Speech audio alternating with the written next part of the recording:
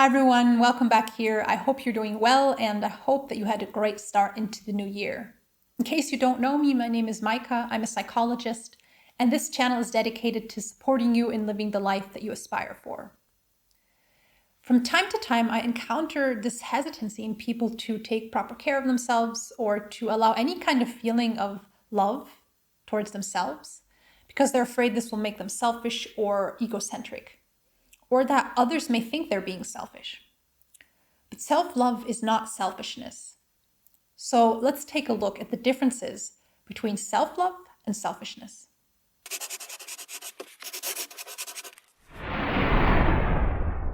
The topic of self-love versus selfishness is an interesting example for a conflict in values. And I'd like to untangle it and lift the confusion so that you can become more confident in differentiating between self-love and selfishness. The way I'd like to do this is by using a tool called the Value and Developmental Square. This tool has been known since it was formulated by the ancient Greeks, and a psychologist called Schulz von Thun has brought it back into present-day discussions. I absolutely love this tool. I use it a lot and it's proven useful many, many times. So before we take a look at self-love and selfishness, I'd like to shortly introduce the tool to you because this is really a very helpful tool that you can use also in different situations. And once we've become acquainted with the tool, I'd like to use it to untangle this confusion about self-love and selfishness. The Value and Development Square. Okay, so here's the tool. And the basic idea of this tool is that everything that is important and valuable needs another value to balance it out. Or in the language of Schulz von Thun, every value needs a sibling value. And as soon as a value becomes an only child, meaning that if we get stuck in a strategy and that's the only thing that we choose to do or are capable of doing, this value, something that has the potential of being valuable, important, useful, because it's over-exaggerated and overemphasized, over-prioritized, will lose its value, become devalued, and an exaggerated form of the value. But as soon as we can introduce a sibling's value to the other value in our life, it can become balanced out again.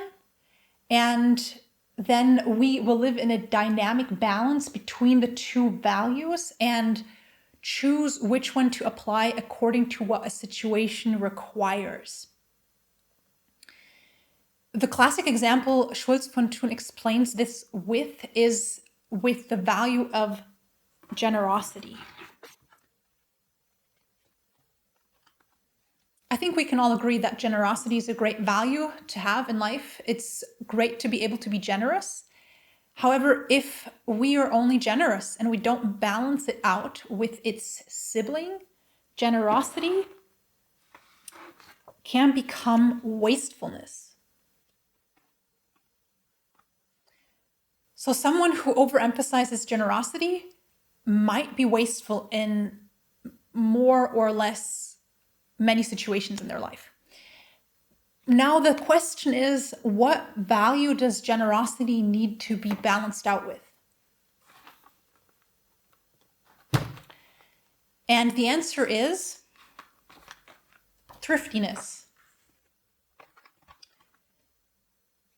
If we are able to be thrifty and generous, and pick which one applies best in any given situation, then we'll be balanced in regards to these two values in our life. If thriftiness becomes overemphasized, over-exaggerated, then this will turn into stinginess. So here we have a completed value square for the values generosity and thriftiness. And we can see how they need each other, they supplement each other. And if one of them is missing, one of them becomes an only child, it'll slip into an exaggerated, devalued form that isn't as helpful anymore. This square is so helpful to detangle situations like this, to differentiate between things that might seem similar but aren't the same, and to also find things that we can balance qualities with in our life. And this is where the developmental aspect comes in with this square. So we can, if we notice that we're here or here in one of the extremes, we can find out in which direction we need to grow to become a more authentic and complete person. Now let's take a look at the value square for self-love and self-care. I don't think that self-love and self-care are synonyms, but I do think they're related, so I want to address them together in the following analysis. The values square for self-love. Obviously, self-love is a really important value to have in life, and we can easily see how troublesome it can be if we are lacking in self-love. It usually results in stress, dissatisfaction, and can even lead to illnesses. And I'd like to argue that if we are discussing the difference between self-love and selfishness, what we're really looking at is an unbalanced form of self-focus or self-love when we talk about selfishness. So self-love being a value that needs a sibling, and if it doesn't have that, it comes out of balance, becomes exaggerated, and devalued into selfishness. By the way, a common misconception about narcissists is that narcissism is an exaggeration of self-love, which it isn't. So this is not the place narcissism would be. Narcissists build a fake identity that is aggrandized because deep inside they have very little self-love. So just to keep that in mind, narcissists are actually deeply insecure, although they're not aware of it and don't show it.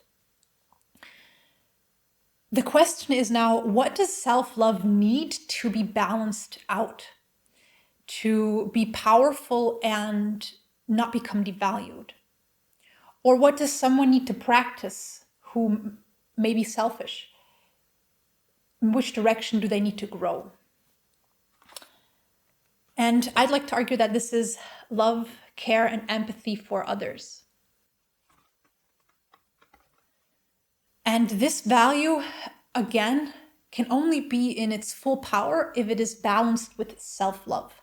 If we are only there for others without being self-loving and self-caring, this will turn into some form of self-denial or self-abandonment. Or we could also say becoming a people pleaser.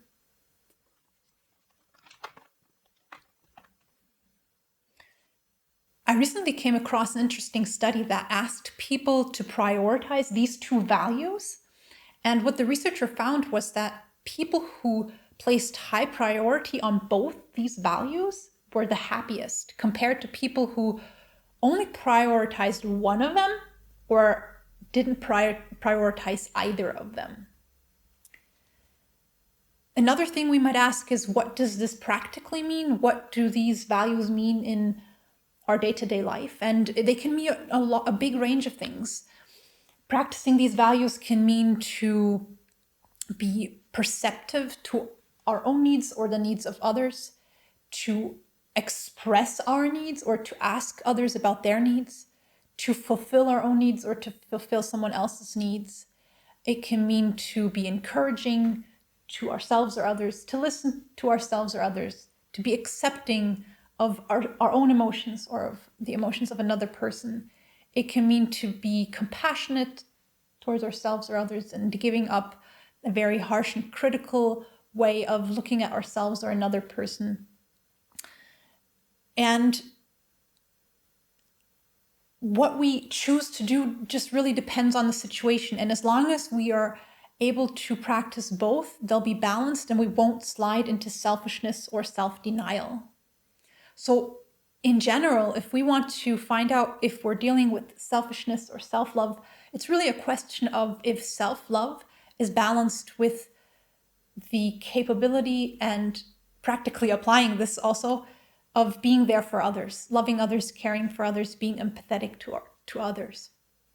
And sometimes if someone finds himself here of being not loving towards themselves and very self-denying, it's a long journey to come from here all the way to there. So if you start practicing a little bit of self-love and self-care, you won't immediately slide over here. It can happen sometimes when we look at this square and someone finds themselves on either side of the exaggeration. It can happen that they sometimes fall a little bit into the other extreme. I don't want to say it doesn't happen, but it really doesn't happen that quickly, and it's just part of growth to, when you're here, go there and find out like where to stop and where to find that balance. And another thing to keep in mind is that if we are very much on one of these sides, the other side will also feel a little bit unnatural. So if you're here and you're practicing some self-love, some self-care, growing in that direction, when you're doing this, it could feel like you're doing this in the beginning. It's most likely it will.